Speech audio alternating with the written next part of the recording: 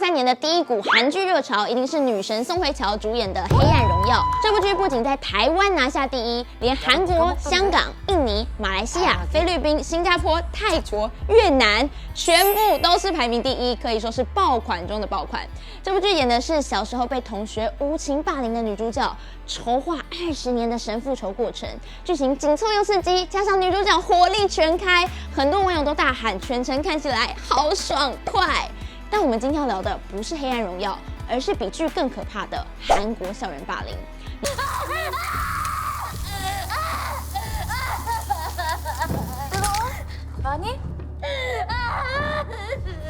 你知道《黑暗荣耀》的剧情其实是真实事件吗？你知道韩国未成年杀人是不会被判刑的吗？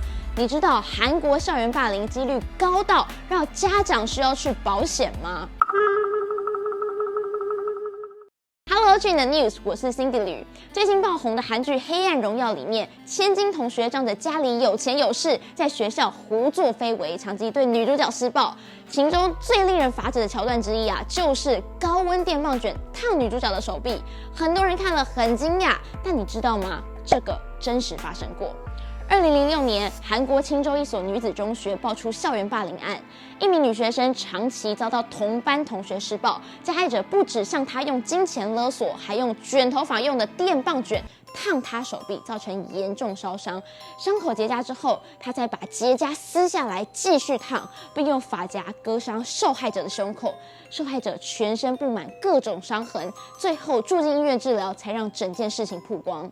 事件刚爆发出来的时候，加害者并没有立刻认罪，反倒威胁受害者要他谎称加害者是别人，导致那个别人个人资料在网络上疯传，又衍生出一场网络霸凌事件。而像这样难以置信的霸凌事件，在韩国层出不穷。2011年的时候，韩国大邱市一所中学，一位13岁的学生因为游戏打得不好，被同班同学长期暴力虐待。只要他打游戏的速度太慢，就会被同学拳打脚踢。施暴次数累积多达300多次，而且每次施暴都长达2个多小时。除了殴打、言语羞辱，加害者还会把他的头往水里压。受害者最终受不了了，在家里留下遗书之后，从阳台跳楼自杀。他在遗书里面写道，他也有想过要报警或是跟家长说，但是太害怕被报复了，最后只能选择自己结束生命。报警后却被报复，是真的发生过吗？我们接着看。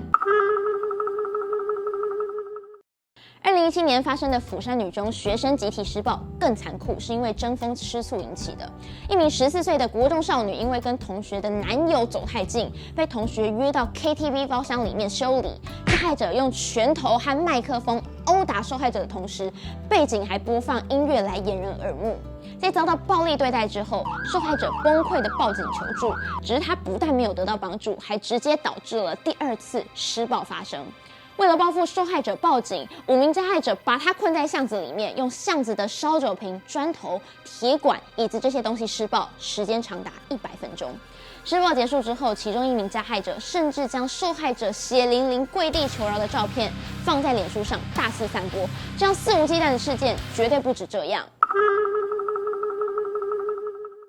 韩国著名私立小学崇义小学在2017年也爆发了4名学生集体斗殴1名学生的事件，加害者和受害者竟然都是不到10岁的小孩子。根据韩国媒体报道，受害者独自在毯子里面玩耍，却被同班的4位同学施暴。有人捂住被子不让他起来，有人用棒球棒捶打，有人用膝盖乱踩。而受害者要喝水的时候，施暴同学就把肥皂水倒进罐子里，骗他说是牛奶，让他喝下。直到受害者回家向妈妈哭诉，事件才因此曝光。让人意外的是，加害者的妈妈正是女演员尹孙和。她表示包被子的行为只是朋友之间开玩笑，而且施暴的球棒都是塑胶做的，不会造成太大的伤害。这段声明发表之后，事件发酵程度一发不可收拾，大家都觉得她的解释真的太夸张，完全没有办法相信。最荒谬的是，这个妈妈尹孙和之前演的电视剧《继承者们》里面也有很大篇幅的霸凌议题。在电电视剧《继承者》里面，校园内学生们会划分阶级，金宇彬在里面饰演崔英道，是无恶不作的校园恶霸，有一群跟班也跟着他。最常看到的就是他在学生食堂欺负同学，在对方吃东西的时候朝对方丢食物。后来刚转学来的女学生是由朴信惠饰演的车恩尚，也被金宇彬欺负，被丢进游泳池里面。而《非常律师吴庸物》中，女主角吴庸物因为患有自闭症，不断被同学欺负，甚至流行起名为“哦，抱歉”的恶作剧。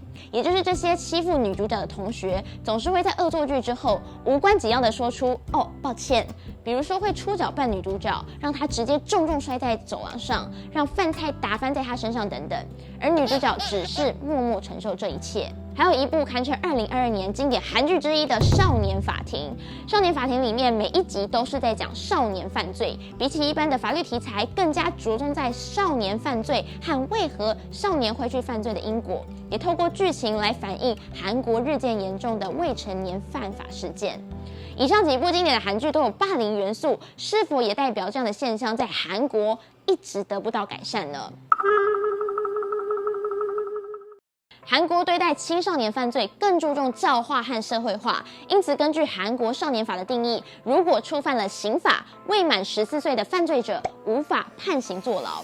曾经有一名国小女童用刀捅死同学，导致对方当场惨死，但因为她未满14岁，受到少年法的保护，所以不会面临韩国刑法处罚，也不会留下犯罪记录。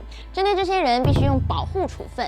韩国保护处分有1到10号，分别是有听课、校园服务、社会服务、缓刑少年看守所等等。其中最重的10号处分内容需要在少年福利院拘留2年，很多人都觉得罚得太轻了。举个例子来说明，韩国梁山女中曾经就发生加害者让受害者只穿内衣，同时殴打她将近6个小时，除了强制喂尿，还会用烟头来烫被害者。最后，加害者竟然只受到了4号处分，只要保护观察就好。大家不禁质疑，保护处分真的有用吗？会不会根本不痛不痒？另外，如果是未满19岁的犯罪者，不可被判20年以上有期徒刑或死刑。知名的仁川小女童分尸案，主嫌就是16岁少女，因此最多只有判刑到20年。于是当时很多韩国人民就质疑了：20年主嫌出狱之后，正值壮年期，有没有可能酿成更多悲剧？废除少年法的声浪也从当时开始。韩国男团 2PM 成员灿盛就曾经霸气的怒指，这些少年啊，是不是因为惩罚太轻，所以没有意识到自己在做很严重的犯罪？韩国的求职网站曾经对校园暴力做过一份统计，数据显示，韩国每4个人就有1个人经历过校园暴力，这个数字相当惊人。而因为承受不住霸凌、暴力、凌辱，最后选择结束生命的案例也越来越多。韩剧里出现的只是其中一部分而已，在我们看不到的许多地方，仍然不停上演着更为害人的校园暴力。因为有这样的状况，后来有保险公司开设了学报保险，有些家长担心小孩受伤害，真的会去保这样的保险，最高金额甚至有到新台币70万元，也一举创下了韩国保险业者把校园暴力定为保险项目的第一个例子。甚至2018年开始，韩国媒体陆续报道了一种名叫做校园暴力解决师的职业，号称只要能付钱，就能让自己的小孩获得纹身哥哥和叔叔们的保护。这种方案依照价码不同，还可以帮忙到现场搜证，甚至到加害者父母任职的公司威胁他们。比单次校园暴力更可怕的是长期而持续的校园暴力。校园霸凌的发生对加害者来说也许只是一时兴起，对于受害者而言却是整个人生的毁灭。面对校园暴力，我们除了可以勇敢说出来关心别人，也能在发现的时候适时伸出援手，因为最常看到的就是有些人因为怕自己也被欺负而埋藏了真相。오늘부터 모든 날이 흉흉할 거야. 자극적이고 끔찍할 거야. 막을 수도 없앨 수도 없을 거야. 眼睛啊，下辈子投胎要好好做个人哦，不然会巧而逆会一直跟着你耶。去年的 news， 我是 Cindy 吕，喜欢今天的内容，欢迎留言跟我们讨论，也不要忘了按赞、订阅、开启小铃铛，或追踪我的粉丝团，才不会错过我们的最新资讯哦。我们下次见，拜拜。